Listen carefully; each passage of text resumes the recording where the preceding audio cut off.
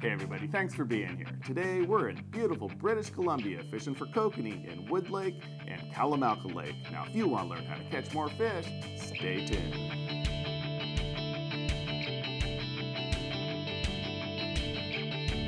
I'm Justin Wolff and this is Angler West Television.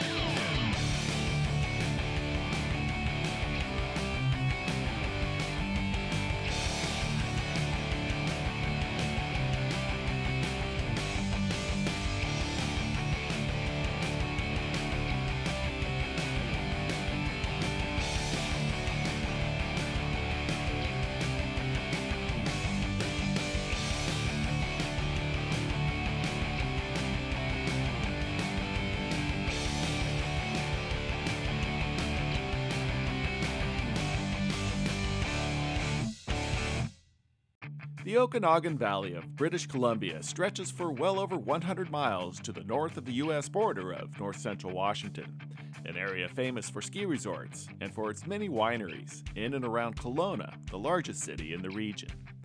Okanagan Lake itself looks tempting, but on this trip we're going to explore two other close-by fisheries, Wood Lake, that's currently producing excellent quality kokanee, and its neighbor Kalamalka Lake, which is a favorite of trophy hunters looking for big lake trout, rainbows, and kokanee in the 4 to 5 pound range. The two lakes are connected by a short canal giving access to boaters. Along with Bob Loomis and Lance Mertz of Max Lure, who are in their own boat, we've launched in Kalamalka Lake, but we'll be fishing in Wood Lake. We're with Steve Lynch of Procure and local angler Jim Sutherland. We'll pass through the canal into Wood Lake, where cool springtime water temperatures should have the kokanee near the surface. First thing, we're going to try and get something right off the surface. Those fish should be right up here right now. They should be on the surface. Okay. So first thing, we just run 2 top lines and see what happens. That's all we can do. Works for me. Okay. First of all, seeing I think those fish are probably high, we're just running a simple Max flashlight and a wetting band. Should work about as good as anything this morning, picked them up. Okay. Naturally, we're going to have a little bit of Procure corn on here. Steve was good enough to mix up for us this morning, but just a very, very simple Max rig. The corn we did up with the kokanee corn magic. We drained the juice off the corn and then stirred just maybe a quarter of a teaspoon of the kokanee corn magic for the can of corn. Drained off the excess juice, and then what we're going to do today is split it up and pre-set them into about 4 different types of sets. But for right now, we're just going to start out plain and kind of dabble them here and there and see what they want. Easy as can be. I'm going to do pretty much the same setup as Jim, but I'm just going to put a thin bead of scent right on the outside of the spinner blade. You want to put on the outside, that way when you're trolling slow, the scent, if you put on the inside of the blade, can get caught up in the beads and stop the spinner from spinning. So just a light smear of it on the outside, and this allows about 30 minutes putting out scent. You know, just run it out about 70, 80 feet. And these top rigs that we're running now, the water's still fairly cool. These fish should be up fairly high, and they will come up to strike. Okay. So we're just covering about the top 15 feet of water, and we'll know within 10 or 15 minutes if there's in this area. Now, when I was out the other day, this is about the area that the fish were hitting, and this is just where I start funneling. Beautiful. The reason I use a ball troll is I think it takes away from the spooking of the cannonballs. It just, that's 10 pounds of fish that's running through the water now, instead of just a cannonball running through the water. And kokanee, I found, they're attracted to that extra flash. Right about 75 feet.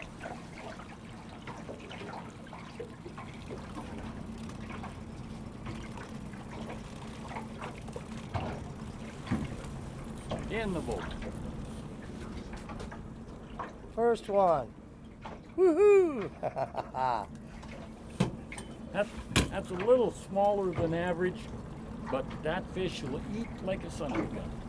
It might be a 3-year-old fish instead of a 4-year-old fish. That might explain why it's smaller. But this fish, by this summer, will gain at least an inch, inch and a half, maybe even 2 inches, and probably half a pound in weight. But this, if somebody wants a couple fillets, this is just a tremendous eating fish. So this is our new super sauce. This is the shrimp flavored. So this is real shrimp that we put in. We color the gel. And I'm just putting it on the outside of the spinner blade. Right at the moment we're top lining, these fish are right up on top. So we just put a Max flashlight on, just a rudder to keep everything from tangling, and then a simple wetting band. And as you've seen, these fish right up on top like that. This probably isn't running 2-3 feet deep. Go to AnglerWestTV.com right now and save money and get a bottle each of the original and Bloody Tuna Scent Chamber Magic. Ideal for filling the Oregon Tackle scent chambers or any lure that holds scent. Also, if you're hunting trophy trout, the Max Lure flashlight attractors are perfect to pull in front of plugs or in tandem with the Double D Dodgers. And now's the time to stock up on Brad Super Baits and Cut Plug Super Baits and start catching more fish. Also, stop polluting the water and yourself with toxic soap. Use Fisherman's Eco Soap instead. Order now at AnglerWestTV.com. Chinook and coho on the menu? Then put Oregon Tackle to work like the Salmon Sniper spinners with built-in scent chambers. Available in a 2-hook mooching rig or with treble hooks. Or go with a deadly switchblade spinner. Of course, these fish great behind the Oregon Tackle School of Fish. If you're using spreaders, then why not use Oregon Tackle spreaders with built-in scent chambers? Just fill with any Procure oil or Angler West Scent Chamber Magic. Also available in a plunking style with a rotating arm. Look for Oregon Tackle products in stores now. Maximize your float fishing game with the new technologically advanced Pro Drift floats by Fishfield, available in 11 sizes from 1/8 to 5 ounces with EVA foam construction, durable braid-ready inserts, and color options to match the conditions. And they're the only float with a glow stick insert for low light conditions. And prepare to load the boat with the lifelike Fishfield Pacific Chovy heads with a versatile double ring and bait keeper system. Available in 6 colors from 1 to 3 ounces. These are ideal for tuna and other saltwater species. Find the best prices today in Tigard or online. Welcome back to Wood Lake in southern British Columbia. I'm Justin Wolff. We've landed our first fish of the day, but the bite still seems a little slow. The fish just aren't in a feeding mode, so let's try a good old-fashioned Canadian bucktail trolling fly behind a Double D Dodger. With its buoyancy and shape working for it, the fly is given great action by the Dodger, which just might fire up these fish to give us a reaction strike. No lie, this hadn't been down the bottom 30 seconds. You got that net, Jim? We got a net. Okay.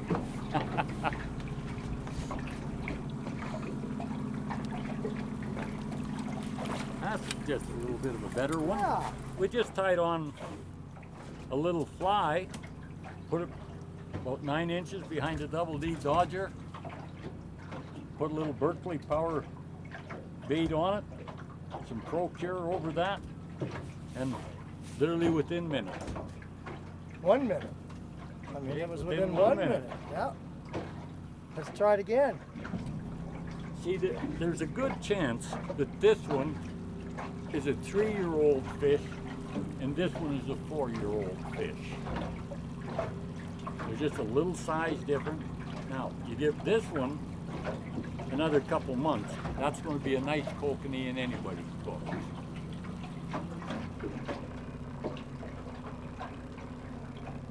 And seeing I got friends at Procure, I don't stint on the Procure.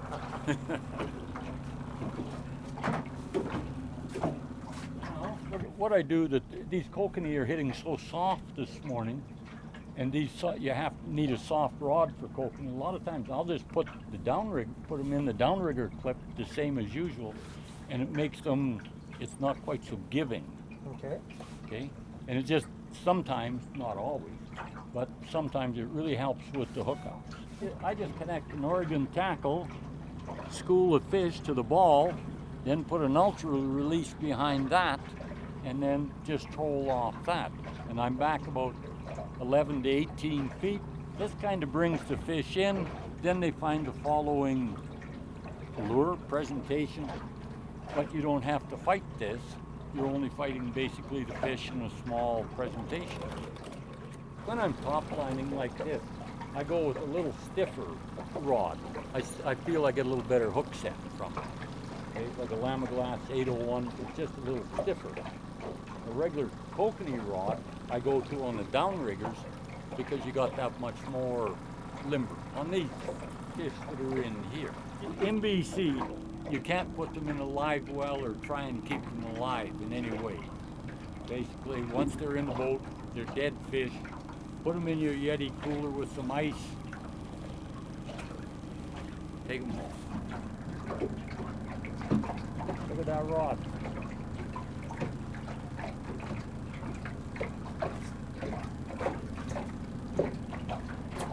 See, that's an 801 and these fish are still working that rod.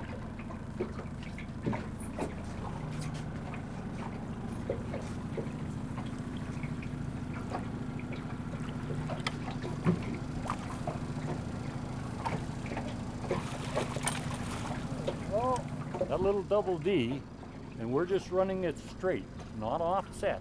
We're running it straight, and that is only about 9 inches. It's really putting the whip, and then that extra little bit of tail on there, just, well, you can see the triggering action. Yeah, it sure hooked this one good. Look at that, through it. It's got them all sealed shut. Limit here is 2 kokanee each. A little bit of goo. The trout kokanee magic seems to be working.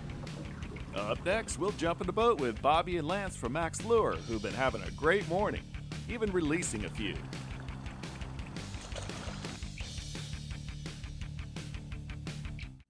This year, catch more trout and kokanee with the Max Lure Double D Dodger, whether using a cha-cha squidder or sonic bait fish or any lure with a fish-attracting smile blade like the new Glow Burst. Ideally, this trolls at 1.5 miles per hour.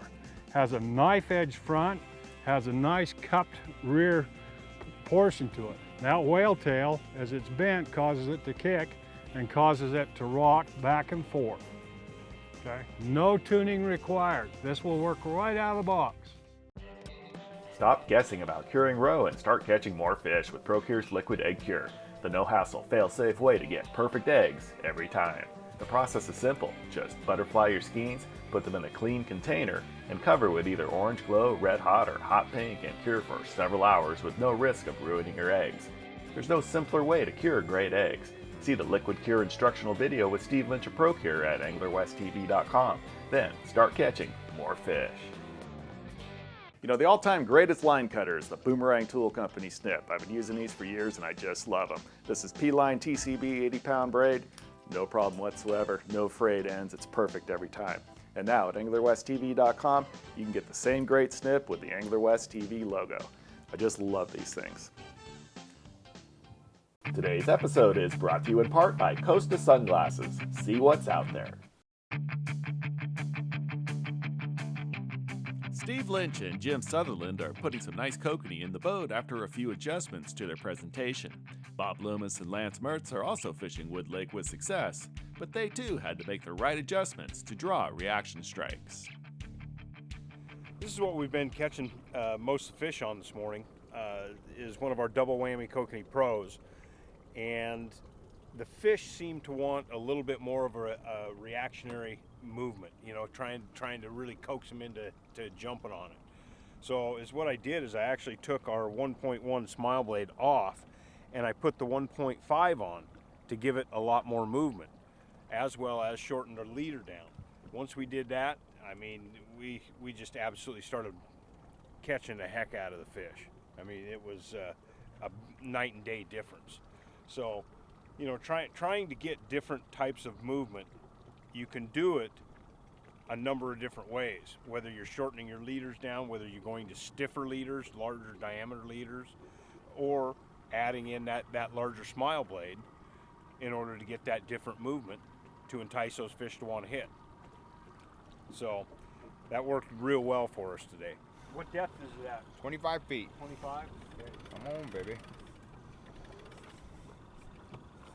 They're really light biters. Come on, Greg. But once you got them hooked, man, you can see the bend in this rod. It's really a good light action rod. Uh-oh. Come off? You ready? Yeah. Got him.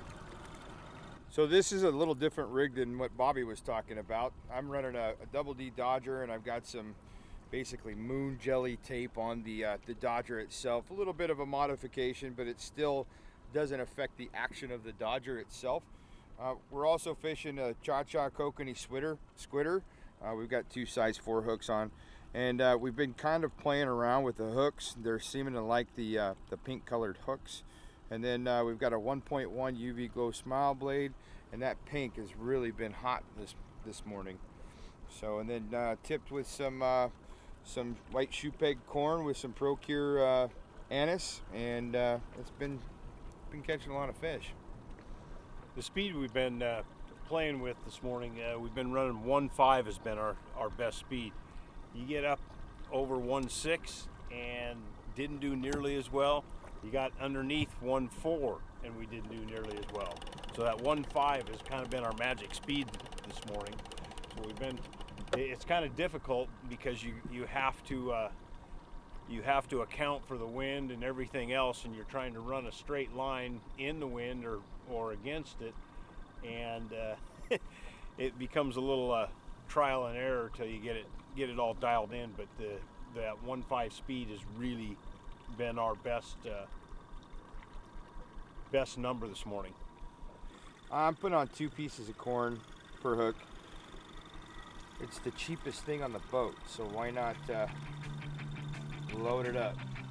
Good quality kokanee corn is critical to success, as the corn is the bait that the fish are actually biting and not the lure itself, which is, after all, the lure and not the bait. Now here's Steve Lynch on how to prepare perfect kokanee corn. Today I'm going to show you how we're curing up our corn for kokanee fishing. Last night we did this up with a pink kokanee corn magic. Today I'm going to go through and show with the clear kokanee corn magic. And all you're going to do is drain off the juice on your corn into a colander.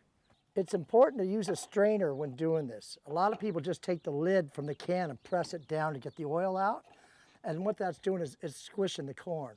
So I like to put mine into a colander, let them drip any excess juice, and then I'll put them into a smaller container. So once the juice has been drained off, all you have to do is add about 1/4 teaspoon of the Wizard Kokanee Corn Magic. And all I'll do is put a little bit, lightly sprinkle it, and then with gloves on, or with a plastic fork, you can just stir it around. But I myself just like to put on a pair of gloves. That way, if I'm doing the pink, it doesn't stain my hands, or the chemicals won't tear my hands up. And all I'm going to do is just lightly stir it around, and then I'll add a little bit more to it. And what this will do is come morning, this will rejuice up again. So this is something you want to do at least the night before you're going to fish. Drain your juice off, put it in here, put the chemical on it, and then it will rejuice the corn up. So in the morning, I'll re-drain the juice, and then I'll split it up into smaller containers and add my scent to it. But it's quite simple. Takes less than 2 minutes from start to finish. And here again, all I do is just lightly stir it around. You cannot put too much on these. It won't burn them, shrivel them up. So in my case, more is better. But what this will do is it will dry the corn out, firm it up, and allows it where it doesn't slime up on you the next day when you're fishing. So as long as you keep this cold or on ice or out of the direct heat, when you're done fishing at the end of the day, you'll just re-drain off your juice, put it back in your sealed container, and put it in the shelf in your refrigerator. And this will hold up till the next trip out. And what I mean by that, even 2 or 3 weeks down the road, this will still be firm in your refrigerator and usable. So no need to pitch it at the end of the day. Okay, after I've put the Wizard Kokanee Corn Magic on the corn, I'm going to put it into smaller containers, and then what I can do is put scent in with it. So that way I can have pre-scented different types of corn. So instead of just having one type, I'm going to go out with 4 different baits the following morning. So all I do is just put a little bit in each container. So some of the best scents for kokanee fishing, we have the Kokanee Special, which is a blend of 5 different fish oils. The tuna has been very hot. The anise bloody tuna, hands down, has been the most popular and the most effective. But the plain tuna has been working very well. And then in the afternoons and evenings, I go to the garlic tuna. Seems like everything garlic related has been very hot in the afternoons. And all I do is just, after it's been separated in smaller containers, I just put a little bit of the fish oil in, and I make sure I label it so I'll know which one is which. But it doesn't take a lot. So all it is just a small squirt of the oil. And then I'll put the lid on it, put it in the refrigerator, or even I've left my bait at home before, so I'll a lot of times just put it in my bait cooler in the boat now, so I'm ready to go for in the morning. The Clackercraft Magnum Power Drifter is designed to give you ultimate access to our thousands of miles of rivers, no matter how low the flows. For power, only the best will do. That's why Clackercraft chooses the reliable Tohatsu TLDI Series 35-horse jets, which use the power of a 50-horsepower TLDI to deliver a true 35 horses to the pump, with excellent fuel economy and an unmatched horsepower-to-weight ratio, so you can make those long runs through skinny water to find the fish. Bobber fishing is becoming more and more popular for salmon and steelhead, and I want to show you something that's going to help you catch more fish. Lots of people like to tie in a swivel underneath their bobber, which is great, but a metal swivel is going to sink and cause drag on your lure, which is not what you want when you're trying to achieve a subtle, lifelike presentation. Instead, use an Invisiswivel. Invisiswivels are made of fluorocarbon, they're invisible to the fish, and they're neutral buoyant, which means they will drift freely with your lure and not cause any unwanted drag. Learn more at aquatico.com and find them at your local retailer. Angler West TV is brought to you in part by Yeti Coolers. Wildly stronger, keep ice longer. Welcome back to the Okanagan Valley area of southern British Columbia. I'm Justin Wolff. We fished Wood Lake yesterday, but today we're going to explore the adjacent Kalamalka Lake, which means the lake of many colors due to the color phenomenons that happen as the lake clears in the summer. Kalamalka is known to grow large fish, including trophy-sized lake trout and rainbows, as well as kokanee to 4 or 5 pounds. Today we're going to put down a variety of lures to try to hook up with one of these larger fish. We'll start with a Brad Superbait behind a Double D Dodger deep for lake trout or rainbows, and another rod set shallow for kokanee. We'll just try a Brad's bait in a kokanee color down deep. Never know, might take a big rainbow or we might take a lake trout here. We just run that blackjack in behind a Double D Dodger, just something to give a little extra flash and attraction down there. Now I'm just using my corn. I just put a little build-up inside it. It's been marinated in some procure sauce.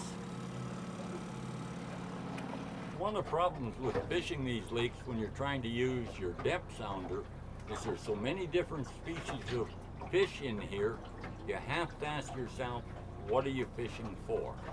And sometimes you have to use your gut feeling, your intuition to target specific fish. Here we can, it might be perch, it might be whitefish, squawfish, who knows, lake trout, rainbows. Target what you're after and you're going to do way better.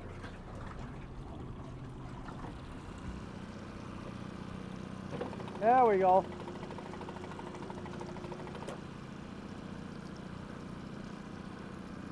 That's what we're looking for.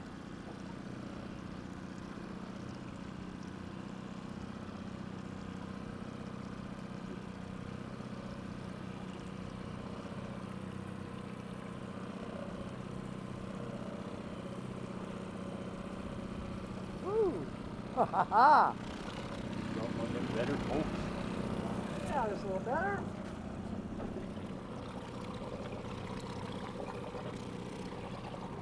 Wow. I'll bring him to you, Jim. Easy, easy. That's one of them bad big. That's the one in a day. That's the one in a day. Just shy of 20 inches. Just. But when you put that on the floor, it isn't jumping all over. Look at the depth to this for these kokanee. Look at that for a depth. Yeah. That fish is 5.5 inches, just top to bottom. It's It's just under 20. It's just 19 Oh, and a yeah. half. Okay. Oh, I'm calling that 20. I don't care about Okay. you. That's a US 20 all day long. Okay. Good man. Nice fish. Thank you, Good sir. man. We got a Here we double. got a double header. Not necessarily big fish, but there is a double header on the go here, guys. Mine's still on. Yeah. Couple Yeah, babies. yours is on. Compare to the last one. Yeah, these are double-headed. These are the little shore spawners. This is what the rainbows and the Lakers eat in here. Various bodies of water in the Okanagan, you have what they call shore spawners. And this is an average shore spawner. They're normally around 10 inches long, very seldom any bigger. A stream spawner is traditionally a bigger fish. The stream spawners are the ones that we are getting that are taking up in the 4 or 5 pounds. That one big one we caught today, that the odds are was a stream spawner. These are the shore spawners, and these are what is giving the big fish in this area what makes them grow. This lake will produce 40-pound lake trout. They'll eat 5 to 10 of these a day.